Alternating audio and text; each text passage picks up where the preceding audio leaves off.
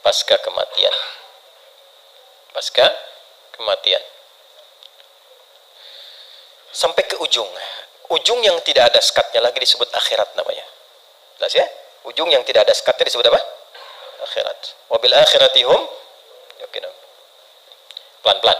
Tadi kan kita yakin setelah wafat itu ada kehidupan kan? Ini yang harus terpatri nih. Sebab kalau orang tidak meyakini ini, maka dia merasa hidupnya untuk dunia saja. Ini yang menjadikan seseorang itu memanfaatkan semua kegiatan dunia seperti apa yang dia inginkan. Makanya kalau ditanya, kenapa kok harus mabuk-mabuk begitu? Kapan lagi, kan hidup cuma sekali. Gitu? Setelah ini kan nggak ada hidup lagi. Nah itu sebetulnya kata-kata itu sudah terlambat. 15 abad lalu orang jahiliyah sudah punya kata-kata itu. Wa ma yuhlikuna illad dahr. Kita itu hidup cuma sekali. Kalau udah meninggal, udah mati, nggak ada lagi kehidupan. Mumpung masih hidup, nikmati bos katanya. Itu udah ada dulu. Kalau ada yang begitu, jahiliyah tuh, ya, terlambat dia. Ya, barangkali nasabnya Abu Jahal tuh dari atas tuh. Itu ada di Quran, bahasanya ada. Makanya ngaji. Ya, kalau ngaji kita bisa bedakan mana yang terlambat, mana yang faktual, gitu kan? Mana yang benar, mana yang kurang tepat. Halo, jelas? Ya.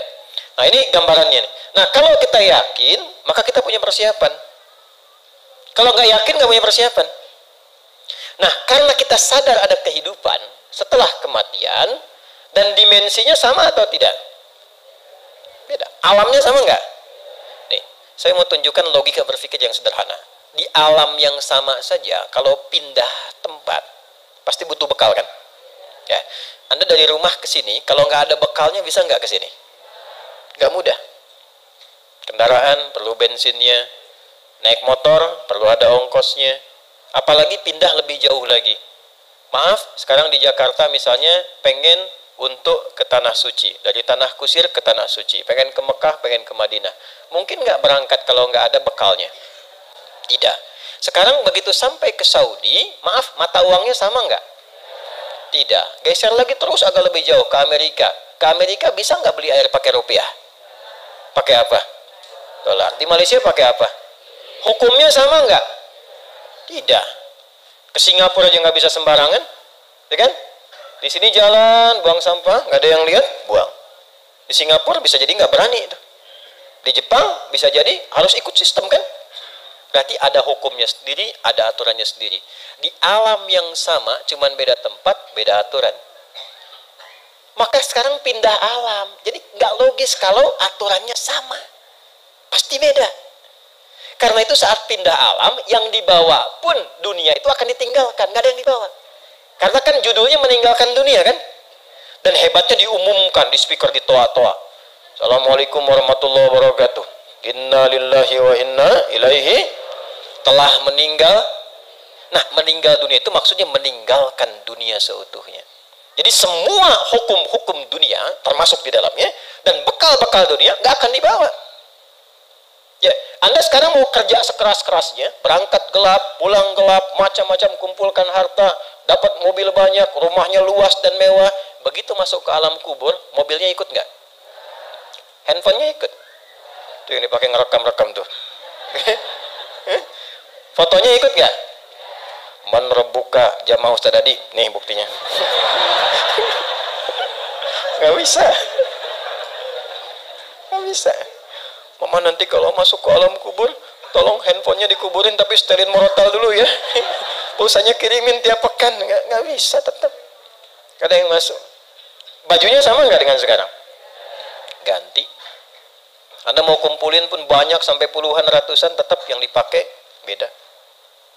Dan hilang semua. Begitu dipaksa dimasukkan, rusak. Hancur. Karena bukan tempatnya. Bukan fasilitasnya. Bukan hukumnya. Pindah tempat. Maka pindah hukum.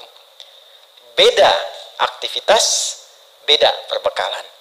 Sekarang pindahnya beda alam. Kita masuk ke alam pasca kematian, pasca kehidupan dunia, masuk ke alam kubur. Belum ke akhirat, ya baru dikubur.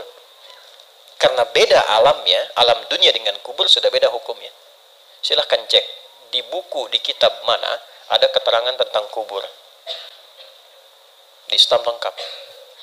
Afala ya'lamu idza bu'thira ma fil qubur. tahu nggak ketika nanti dikubur sampai bangkit itu bagaimana kehidupannya? Maka turun ketentuan-ketentuan supaya disiapkan sebelum masuk. Jadi sebelum masuk kita sudah punya bekal. Itu indahnya dalam Islam. Terjadi sudah siap, nggak kejadian nggak ada ruginya. Itu jawabannya bagi orang nggak yakin dengan alam kubur. Nah, saya nggak ada masalah kok. Kalau nggak kejadian ya nggak apa-apa, nggak ada ruginya bagi saya. Tapi kalau kejadian situ yang rugi. Ya kan? Oh, kubur tuh nggak ada apa-apanya, cuma tidur aja. Ya nggak apa-apa, saya tidur kan pengen enak. Pengen punya fasilitas, tidurnya nyaman, empuk, mimpinya enak. Situ nggak punya persiapan, silahkan tidur dalam kubur, mimpi ketemu neraka. Ya kan? Anda di alam dunia mimpi ketemu kuntilanak, pengen cepat bangun kan? Jelas kan? Halo? Ini di alam kubur kan ada orang mengatakan gak ada siksa, yang ada cuma tidur aja. Ya memang Anda tidur, tapi mimpinya neraka terus pagi sampai petang. Dan gak bisa bangun lagi. Tersiksa nggak? Nah, daripada kita capek dan bingung menelisik, ya, mencari-cari, menduga-duga, yang sudah pasti aja Allah bilang apa pencipta kita. Nabi terangkan apa? Keluarkan kurikulum alam kubur sebagai persiapan pulang. Dan indahnya dalam Islam itu terintegrasi dengan kegiatan dunia dalam bentuk amal soleh tadi. Sholat kan kita kerjakan kan? Apa manfaat sholat untuk dunia? Menjadikan kita menjadi lebih baik. Inna sholata tanha 'anil fahsya wal munkar. Apa manfaat untuk kematian? Dalam sholat ada tumakninah namanya, melatih ketenangan. Tumakninah itu dari bahasa itma'anna yatma'innu, melatih jiwa untuk tenang. Jiwa bahasa Arabnya nafas. Jiwa yang dilatih tenang maka punya sifat jiwa yang tenang. Dalam bahasa Arab disebut nafsul mutmainnah. Nah, latihan sholat kita tumakninah ruku, tumakninah dalam sujud, membentuk nafas mutmainnah. Apa manfaat nafas mutmainnah untuk pulang? Saat maut itu dicabut, maka dampaknya lahir ketenangan dalam jiwa. Itu yang dimaksud ya ayyatuhan nafsul. Bagaimana nafsul mutmainnah muncul? Tumakninah. Kapan munculnya? Dalam ibadah. Jadi ketika sholat diberikan ketenangan untuk pulang, cara pulangnya. Di alam kubur dapat kebaikan. Anda ayah, ibu berjuang merawat anak dengan baik saat mengandung, ya, jaga yang halalnya masuk, yang haram mesti keluar, bacain Quran, dekatkan dengan Allah sejak dalam kandungan, begitu lahir dirawat-rawat, tiba Anda meninggal misalnya dalam perawatan yang baik, itu jihad, Bu. Tahu apa yang terjadi? Orang-orang yang mendedikasikan hidupnya untuk mengabdi kepada Allah. Padahal kan normal sebagai seorang ibu merawat kan? Normal kan? Merawat, memberikan yang baik, gizi yang baik, tapi dia niatkan karena Allah. Itu begitu dia wafat, langsung turun kandungan ayat tentang fi sabilillah. Wala tahsabanna alladziina qutilu fi sabilillahi amwata bal ahya'un 'inda rabbihim yurzaqun. Orang-orang yang mendedikasikan hidupnya untuk beribadah kepada Allah, berjuang di jalan Allah, jangan dikira wafat begitu saja. Di alam kubur kami berikan kehidupan yang lebih megah dengan nikmat yang berlimpah. Dan perjuangan itu jangan selalu digambarkan kepada jihad militer. Itu ketika ada tuntutan, ketika nggak ada, keluarkan. Makanya belajar apa kurikulumnya menjadi jihad, perjuangan yang baik karena Allah. Antum tafaqquh fiddin, belajar, lakukan karena Allah. Dalam Islam itu belajar, apapun yang dipelajari, tujuan akhirnya mengenal Allah. Antum pintar sepintar-pintarnya jadi profesor, nggak kenal Allah, nggak disebut pintar dalam Quran. Justru Allah turunkan itu untuk diriset. Tadi poin nomor 3, kita kan baru 1, ya kan? Baru 1 kan? Nanti poin nomor 3 itu Allah tampilkan wal jibala autada, ya kan? Ada gunung-gunung, ada awan-awan. Wa anzalna minal mu'sirati ma'an tajajja. Riset tuh awan, riset langit, riset lautan, riset daratan. Turunlah ilmu dari situ. Meriset langit, astronomi nanti. Ya, di daratan ada geologi, geofisika, geofisis dan sebagainya. Di lautan ada ilmunya lagi. Tapi puncak dari semua itu untuk kenal Allah. Karena dibuat itu supaya Anda tahu ada pencipta. Bukan cuma gali tambang, nemuin emas, nemuin nikel, nemuin tembaga. Yang ketika meninggal gak dibawa semuanya. Gak dibawa. Ada yang kain kafannya terbuat dari emas, dari tembaga? Gak ada. Jadi puncak tertingginya kenal Allah. Ngapain pintar-pintar gak kenal Allah? Dan gak dibawa pulang gitu.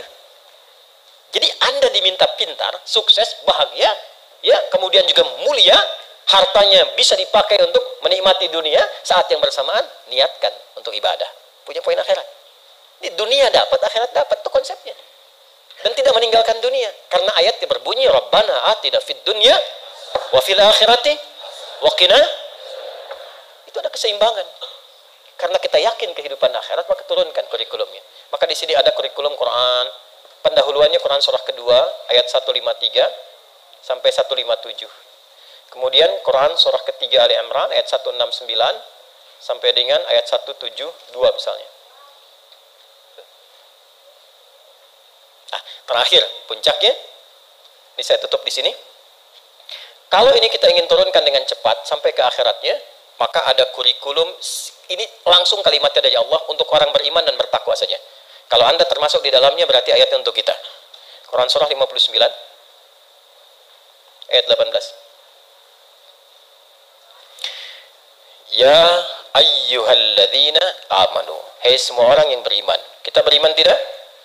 Insyaallah ya, berarti masuk ya dalam ayat ini ya.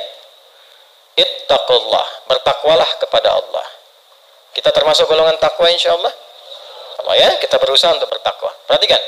Wal tanzur nafsum ma qaddamat. Hendaknya setiap personal, setiap diri yang merasa beriman dan ingin meningkatkan takwa, maka buktikan dengan memiliki program hidup li ghad. Ghad di situ maksudnya sampai akhirat. Jelas? Bikin kurikulum sampai akhirat. Nah, cara cepatnya turunkan kurikulum akhiratnya ke bumi, lalu tunggangi itu sampai wafat. Gampangnya begitu. Nah, akhirat itu tadi saya katakan, ini secara singkat nih saya mau tutup. Akhirat itu kan ujung sesuatu yang nggak ada lagi setelah itu. Di papan tulis nih ujungnya nih. Misalnya nggak ada lagi setelah ini, maka ini akhirat namanya. Akhir dari sesuatu yang sudah pada ujungnya. Kehidupan kita akan berada di satu tempat yang itu ujung dari sesuatu. Setelah itu nggak ada kehidupan lagi. Dunia pindah ke alam kubur, waiting room ya, makanya disebut barzakh, pemisah, waiting room. Setelah itu kemana? Nah, cuman dua akhirnya, imma surga, jannah, atau neraka, nar. Yang di sini sementara araf. Orang cerdas, orang sehat pengen kemana? Jadi kalau ada orang yang mudah menganggap neraka, ringan mengatakannya, bahkan mengatakan ya nggak apa-apalah di neraka juga, ini ketemu ini juga. Ini menunjukkan bahwa ada sesuatu yang tidak sehat dalam jiwanya. Dan orang yang nggak sehat jiwanya lebih berbahaya dibandingkan orang yang nggak sehat fisiknya. Gitu ya, hati-hati ya.